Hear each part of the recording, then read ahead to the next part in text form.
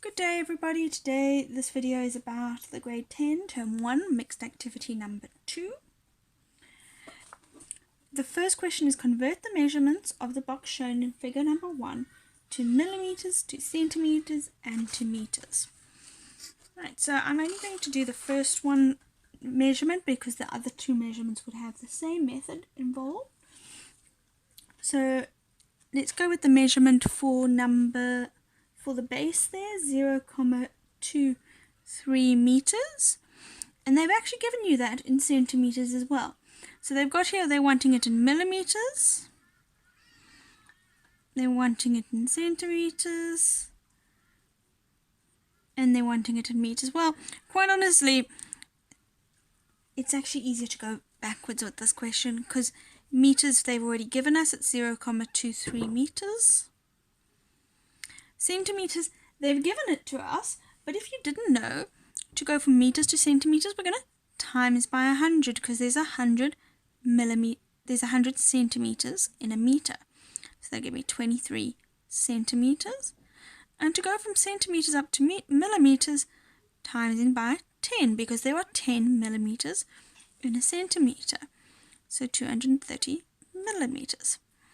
With these type of things, I find a lot of people get confused with do I times or do I divide?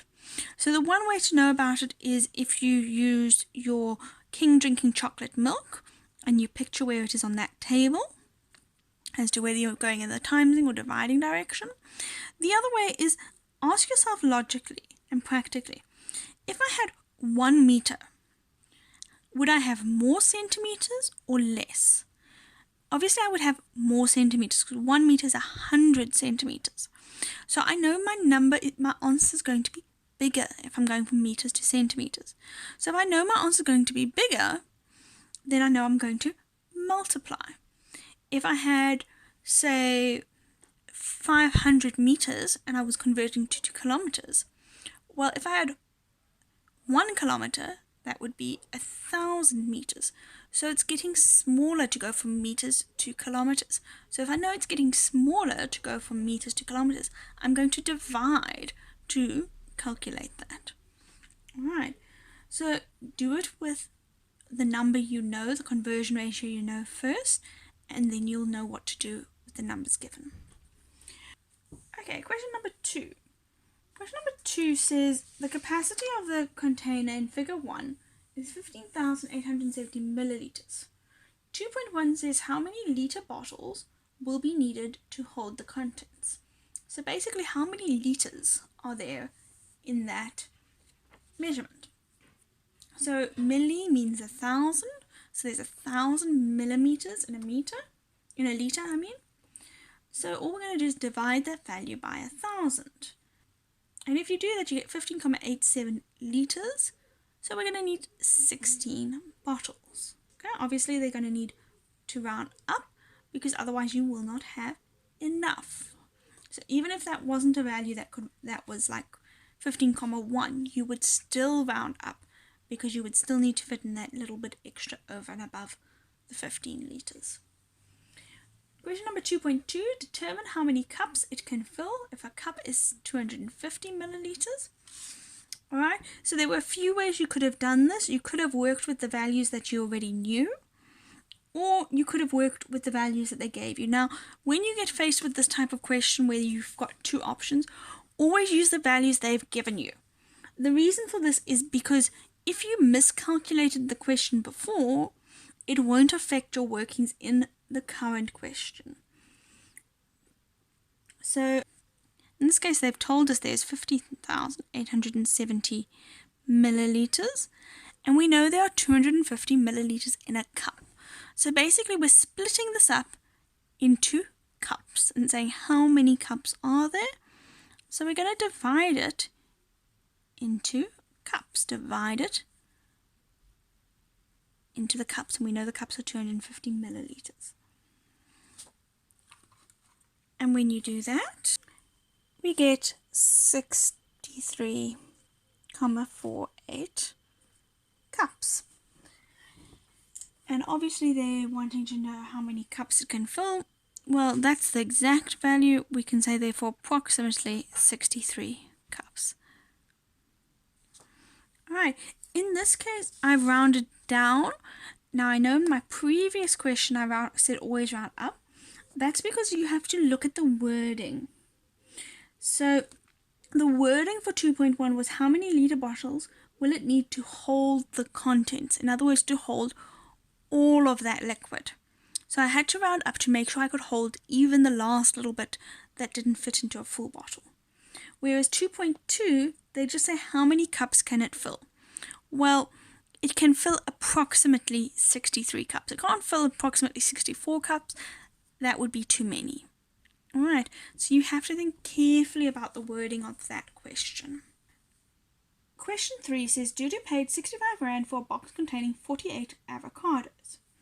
How much to the nearest cents did she pay for an avocado, meaning for one? So, we know it was 65 Rand for 48 avos. We need to know for one avo. Well, to get down to 1, divide by 48. Divide by 48. Okay, going back to using a ratio because it is the most straightforward way. And when I do that and I say 65 divided by 48, I get to 1,354. 1,354, and there's more cents going beyond that. So therefore, I can say approximately 1 Rand and 35 cents per avo.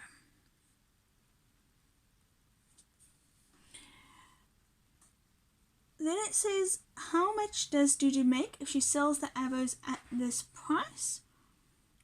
Well, if she sells the avos at this price, she's not going to make a lot of money. So let's just see if it's 1 Rand 35 per avo times by 48 avos.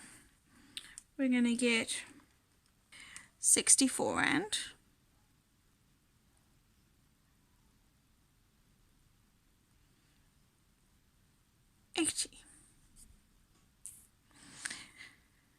Alright, so in this case, we get to 64,8.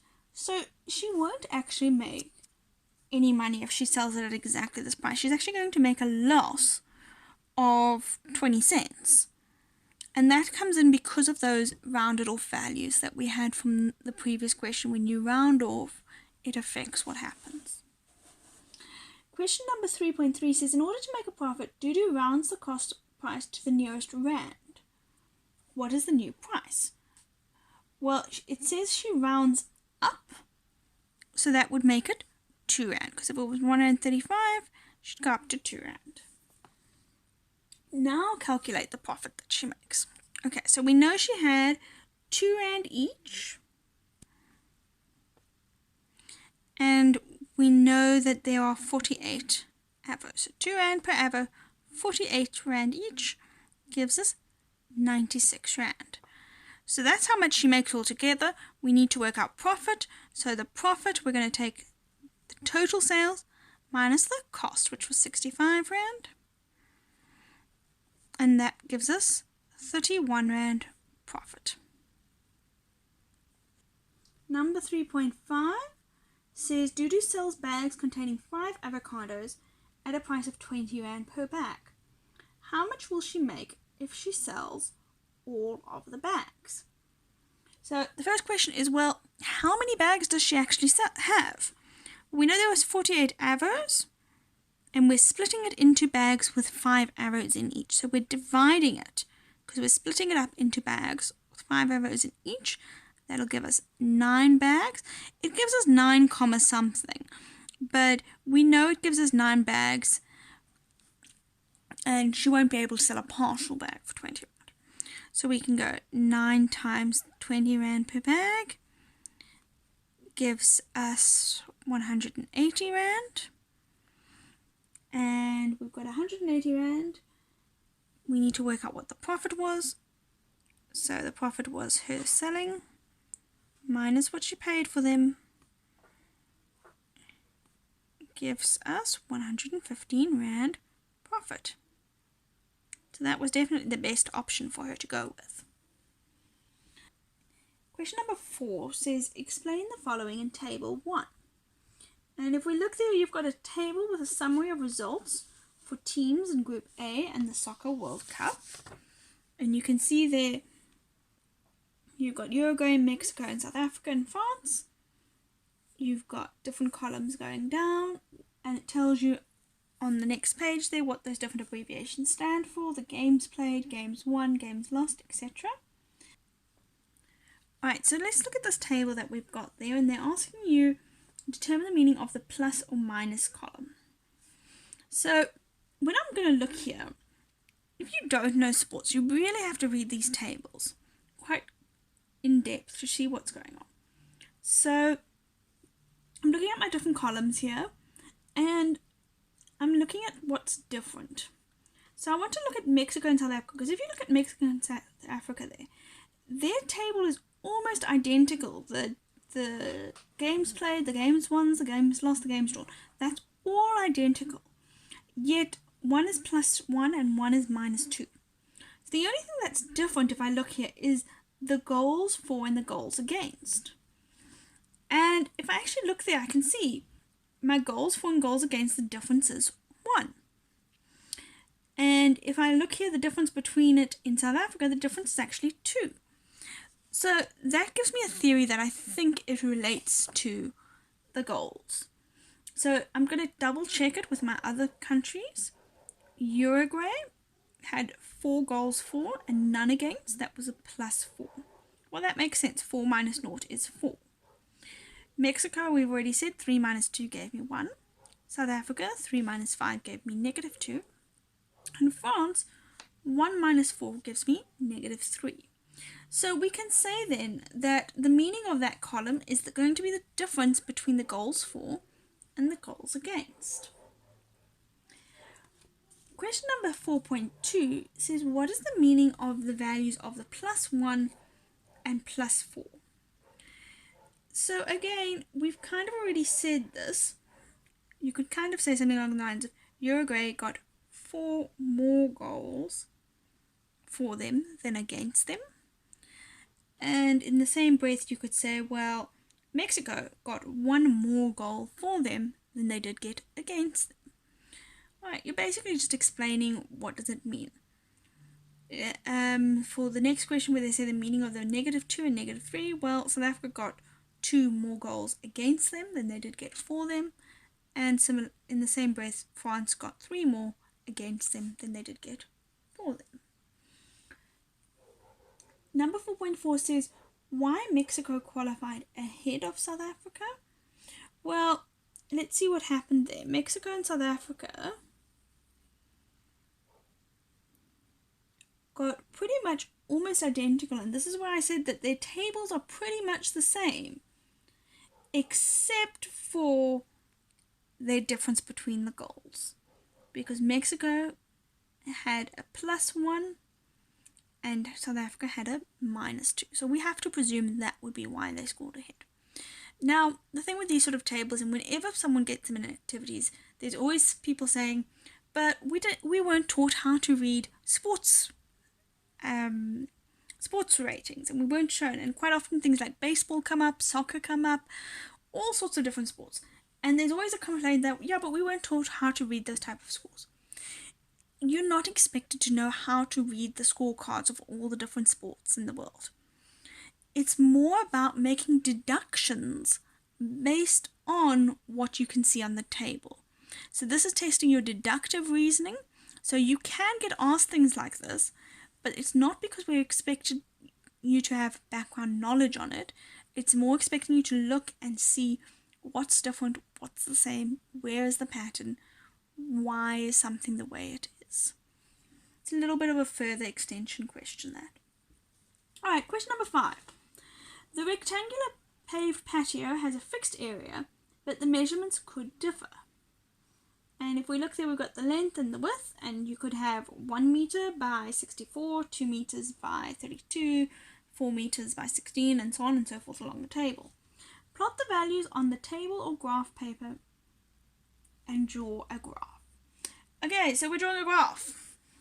When we draw the graph, we always need to remember our abbreviation of TILSA to remind us that we must have a title. We must have the units. We must label everything. Our scale must always be evenly spaced, and it needs to be accurate.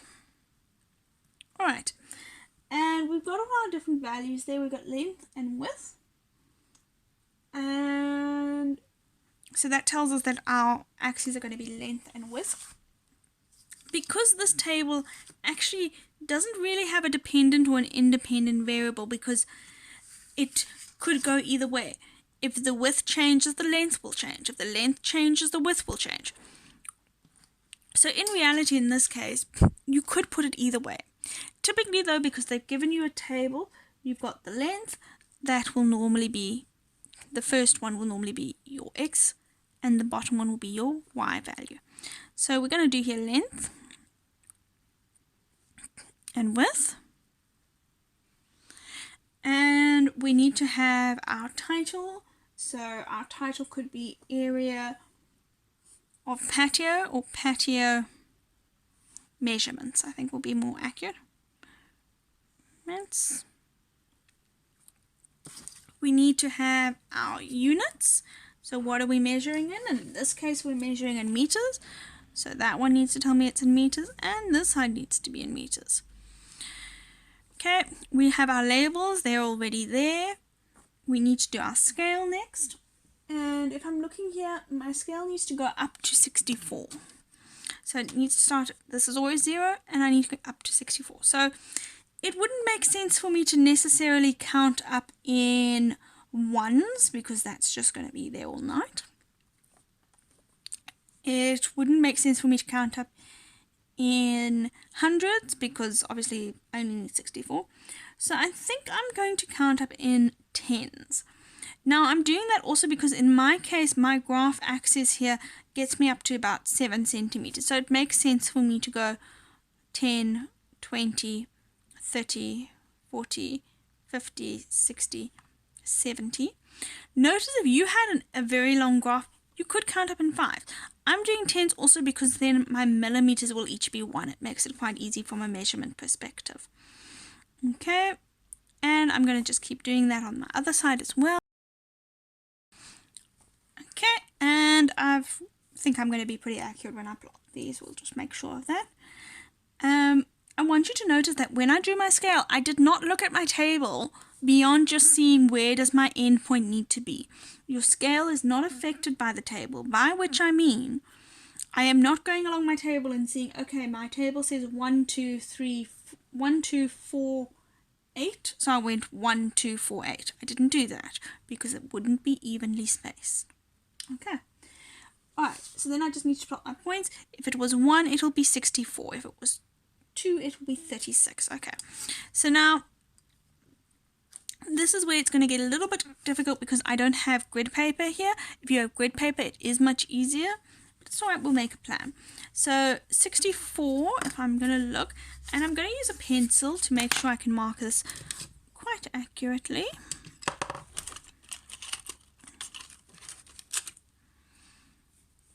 Okay, so if that's 60 and that's 70, 64 will be there. And I know I'm going to have to go down to 32. I'll show you why I'm doing this in a second. You could do it step by step, but I'm just going to kind of like measure it out. Oops. You have to forgive me if I'm not exactly accurate. I can't quite lean over to see clearly with the camera. But we'll see. Then I need to go 16. So that was 10. 16 is over there. And then I need to go to 32.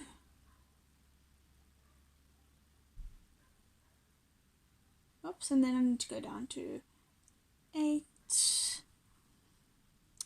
which will be there. And then I need to go down to 4, which will be there.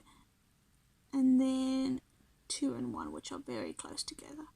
Okay, ideally you would have made your graph a little bit larger than I have to give you more spacing.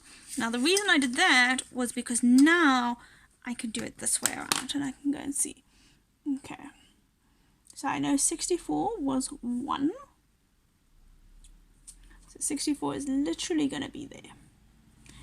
32. Here's my 32. Oh, I did it on the wrong one. 32 is going to be 2, so 2 centimeters, so just ever so slightly further out. Then 16 is going to be 4, so there's my 16, and I'm going to measure out 4 centimeters there. Then we've got 8 and 8, so in this case it's going to give me 8.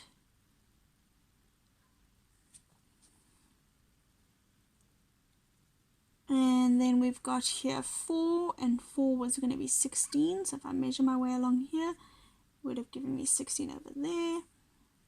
2 would have given me 32, which is over there.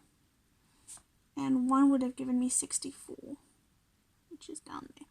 Okay, so now if I plot it, and if I had made my graph slightly bigger, it would have been a little bit easier from my perspective to do, because you're not going to quite get such a clear line, but anyway. Okay, notice I'm using a pencil and I'm curving my line because this is a curved graph. And the reason I know it's a curved graph, is purely because of the fact that I recognize the shape of this graph. Now, hopefully you're also sort of recognizing this shape. Oops. You're going to have to forgive me going a little bit skew here. I can't get my arm around with the camera unless I block your screen. But there we go. Then they say here, determine the area of the patio. Well, area we know is length times breadth, length times width. So we're just going to go 1 times 64 or 2 times 32. You can pick whichever point in the graph. It will give you 64 meters squared as the area. Alright, then we've got 5.3. Write down the equation that describes the relationship between the width and the area. Okay, so now let's think about this carefully. We know the width times the length must always be equal to 64 meters squared, because they told us that the area remains the same. So